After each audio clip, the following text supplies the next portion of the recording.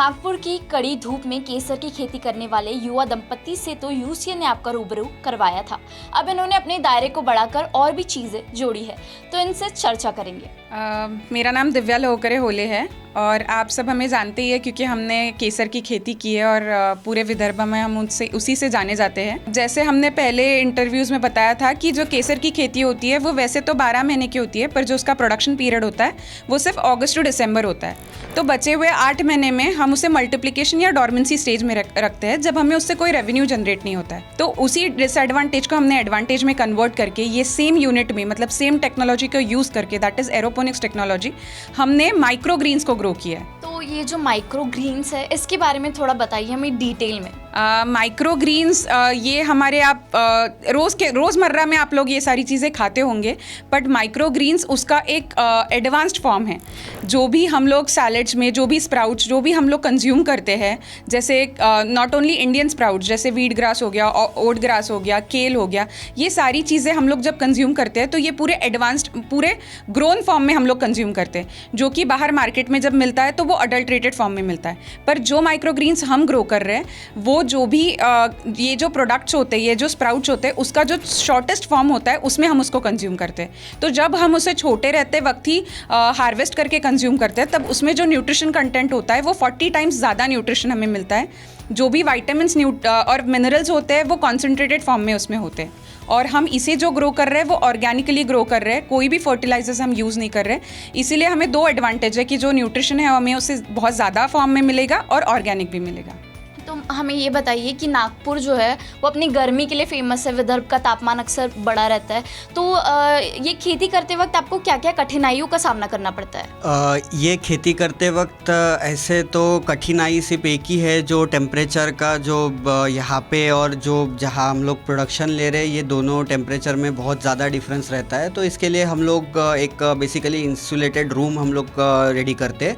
जैसे अपना घर का रेफ्रिजरेटर होता है जिसका टेम्परेचर हमें बाहर फील नहीं होता है, उस टाइप से एक रूम तैयार करते हैं हम लोग, और उसमें वर्टिकली हम लोग ये सारे प्रोडक्ट्स ग्रो करते हैं।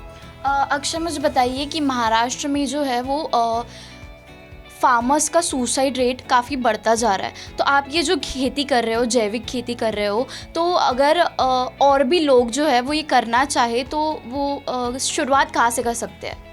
हम लोग अभी तक केसर के बारे में फार्मर्स को ट्रेनिंग प्रोवाइड कर रहे थे, लेकिन अभी हम लोगों ने अभी माइक्रो ग्रीन्स ऑर्गेनिकली ग्रो कर लिया है, तो हम लोग इसके बारे में भी एक प्रशिक्षण या ट्रेनिंग आप बोल सकते हैं, वो हम लोग फार्मर्स को प्रोवाइड करेंगे। उनका जो प्लांट है जहाँ भी वो लोग ये सारी चीज़ें ग्रो कर सकते हैं, वो प्लांट हम लोग हमारे साइड से रेडी करके देंगे।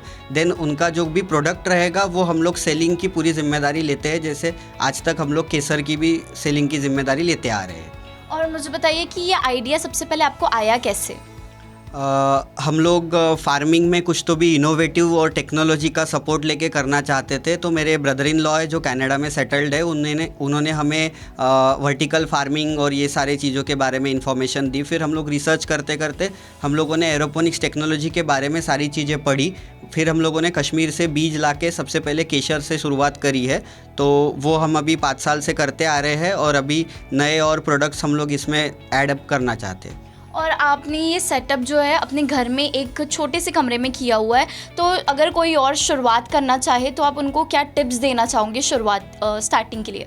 शुरुआत करने के लिए हम लोग जितनी जगह आप यूटिलाइज़ करना चाहते हो, आपके पास अगर बालकनी है, आपके पास टेरेस है, पार्किंग एरिया या गार्डन, जो भी जगह आज आपके यूज़ में नहीं है, उतने छोटे से छोटे जगह से आप अपने घर से ये बिज़नेस स्टार्ट कर सकते हो। अब केसर की बात करते हैं, तो आप केसर के बारे में एक बार हमें इसका स्टार्टिंग से लेकर एंड तक की बताइए कि कैसा प्रोडक्शन होता है, आप कैसे लाते हो, कैसे उगाते हो, उसके बारे में डिटेल जानकारी। केसर का बेसिकली 12 महीने का प्रोडक्शन पीरियड होता है, जिसमें से 4 महीने प्रोडक्शन पीरियड होता है। इसका जुलाई एंड या अगस्त में इसका प्लांटेशन होता है। देन इसका हार्वेस्टिंग और फाइनल प्रोडक्ट हमारे हाथ में 4 महीने बाद दिसंबर में आ जाता है। उसके बाद अभी इसका डॉर्मेंसी और मल्टीप्लिकेशन का स्टेज होता है, जिसमें कि जो बीज होता है वो खुद को मल्टीप्लाई भी करता है, और उसका जो स्लीप पीरियड रहता है वो 8 महीने का पूरा टोटल पीरियड रहता है। उसके बाद वापस से इसका प्रोडक्शन शुरू होता है। और जो माइक्रो ग्रीन्स है उसको उगाने से लेकर आप कुछ पाउडर फॉर्म के बारे में बता रहे थे, वो एक बार बताइए।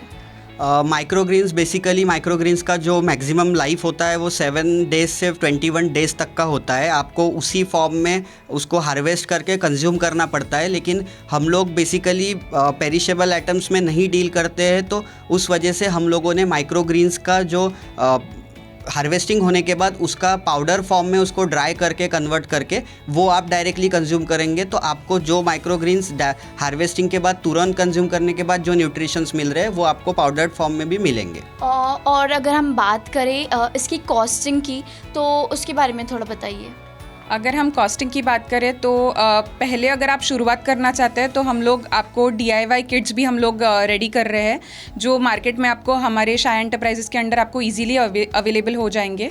अगर आप प्रॉपर इसको कमर्शियलाइज्ड वे में करना चाहते हैं तो हम उसके लिए आपको मदद करेंगे। हम आपको एक इंसुलेटेड रूम बना के देंगे, हम आपको टेक्नोलॉजिकल जो भी रिक्वायरमेंट्स है वो फुलफिल करा के देंगे, हम आपको सारे इक्विपमेंट्स मशीनरीज भी प्रोवाइड करेंगे, और इससे रिलेटेड जो सीड्स भी आपको जो चाहिए, तो कोई भी आप माइक्रोग्रीन ग्रो करना चाहते हैं तो वो सीड्स भी हम आपको अवेलेबल करा के देंगे। तो वो कहते हैं ना कि कुछ करने की जब चाह हो और जज्बा हो तो आपको कोई भी चीज़ नहीं रोक सकती। वैसे इस दंपत्ति ने नागपुर की कड़क धूप में केसर उगाकर साबित कर दिया है। इनकी जर्नी यहाँ ख़त्म नहीं हुई, ये और आगे बढ़ते गए। कैमरा पर्सन दिनेश सातपुते के साथ मैं जिगीशा बुंदेले, UCN न्यूज़ नागपुर।